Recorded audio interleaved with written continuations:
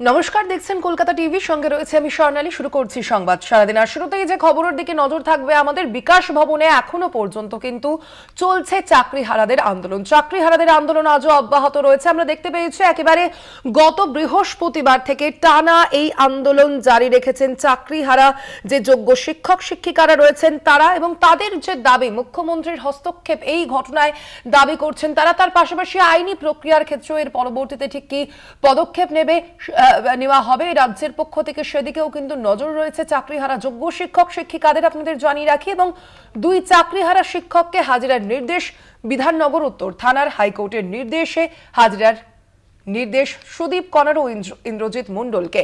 আমরা এই বিষয়ে আরো বিস্তারিত জানবো। আমাদের সঙ্গে এই মুহূর্তে রয়েছেন সরাসরি প্রতিনিধি শুভঙ্কর মণ্ডল। শুভঙ্কর, যে বিষয়টি জানতে চাইব, অবশ্যই আমরা দেখতে পাচ্ছি গত বৃহস্পতিবার থেকে তারা যে আন্দোলন শুরু করেছিলেন এখনো পর্যন্ত, আজও পর্যন্ত তাদের সেই আন্দোলন চলছে। ঠিক কি দাবি রয়েছে তাদের, সামগ্রিকভাবে জানতে চাইব। দেখো, স্থায়ীভাবে চাকরি করবেন তারা, সেই দাবিটাই তাদের মুখ্য দাবি। কেননা যেভাবে তারা চাকরি পেয়েছিলেন, স্বচ্ছতার মাপকাঠিটা তারা কিন্তু আন্দোলন এই মুহূর্তে করছেন, কিন্তু স্বচ্ছতার মাপকাঠিতে তারা চাকরি পেয়েছিলেন এবং সেইখানে দাঁড়িয়ে তারা তাদের কাজে স্থায়িত্ব চাইছেন। এবং সেইখানে আমরা দেখতে পাচ্ছি যে গত 15ই মে থেকে তাদের যে অবস্থান আন্দোলন, সেটা বিকাশ ভবনের সামনে তারা চালিয়ে যাচ্ছেন। আমার পেছনে যোগ্য চাকরিহারা শিক্ষক শিক্ষিকারা রয়েছেন, তারা টানা আন্দোলন করছেন এখানে, এবং এখানে স্লোগানিং শাউটিং চলছে।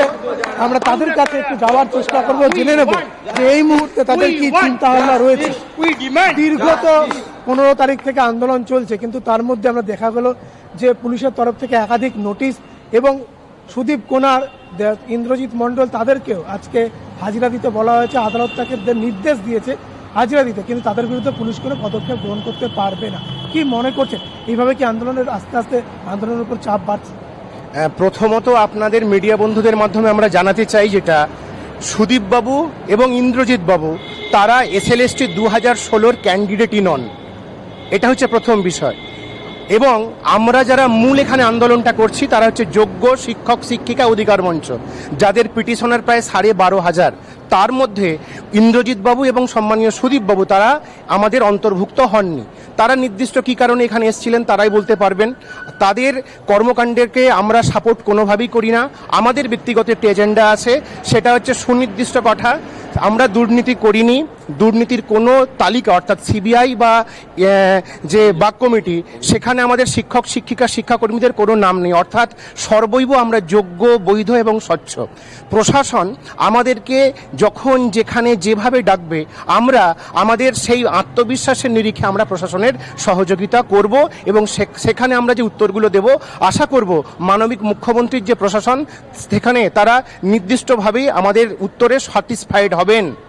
সেখানে দাঁড়িয়ে আমরা দেখতে পেলাম যে কলকাতা হাইকোর্টের তরফ থেকে বলা হলো যে এখানে বিকাশ ভবনের সামনে এত সংখ্যায় আন্দোলনকারী থেকে আন্দোলন করা যাবে না, হয় এখান থেকে সরে যেতে হবে, আর সংখ্যায় আরও কমিয়ে আনতে বলা হয়েছে তাদেরকে। হাতে গোনা কয়েকজন থেকে আন্দোলন করতে পারে, কিন্তু এভাবে রাস্তা আটকে বা সরকারি অফিসের সামনে এভাবে বিক্ষোভ প্রদর্শন করা যাবে না। সেক্ষেত্রে আপনাদের কী চিন্তা?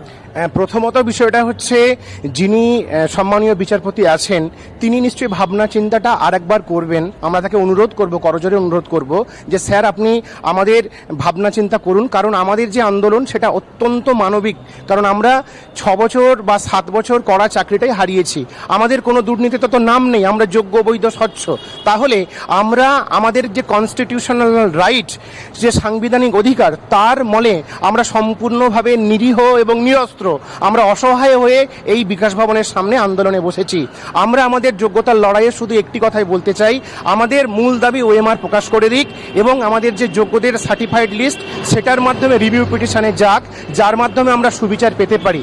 আমরা যেহেতু যোগ্যতার নিরিখে চাকরিটা পেয়েছি, তাই সরকারকেই প্রচেষ্টা চালাতে হবে, এবং তিনি বাধ্য করতে মানবিক মুখ্যমন্ত্রী তিনি নির্দিষ্টভাবে আমাদের প্রতি সদয় হবেন।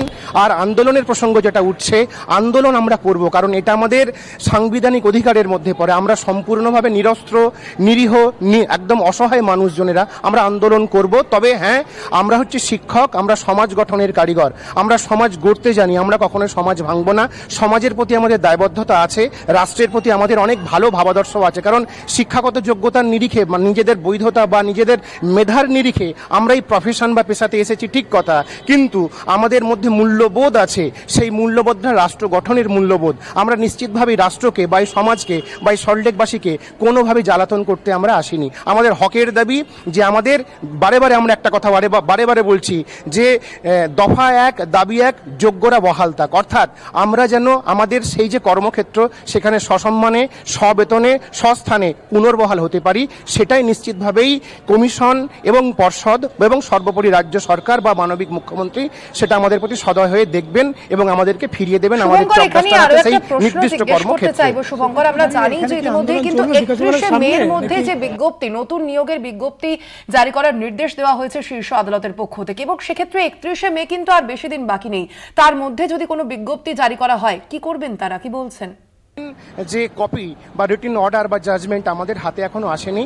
যোগ্য শিক্ষক শিক্ষিকা মঞ্চের পক্ষ থেকে আমাদের এখনো পর্যন্ত কিছু আমরা জানতে পারিনি বা বলতে পারিনি বা বুঝতে পারিনি। যখন আসবে সেই বিবেচনা করে আমরা সিদ্ধান্ত নেব।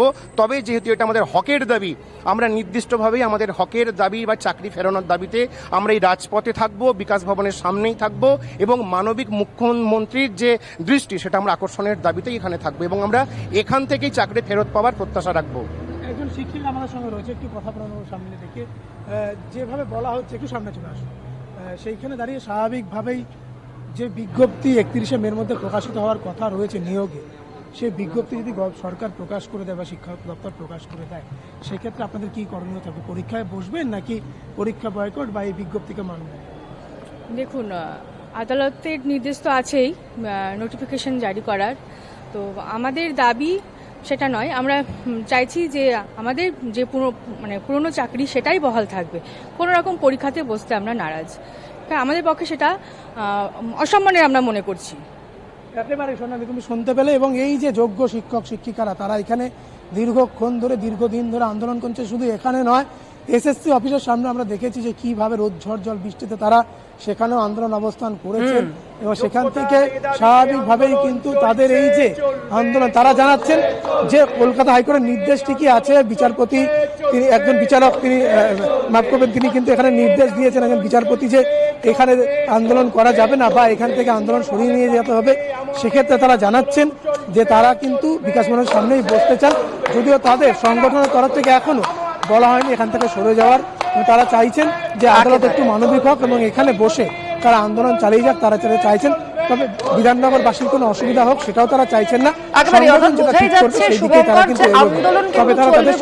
তারা ইতিমধ্যেই জানিয়ে দিচ্ছেন এবং তাদের যে দাবি, সেই দাবিগুলোতেও কিন্তু তারা অনড় থাকছে। আপাতত ধন্যবাদ। আমরা কথা বলছিলাম, আমাদের সঙ্গে সরাসরি ছিলেন প্রতিনিধি শুভঙ্কর মণ্ডল।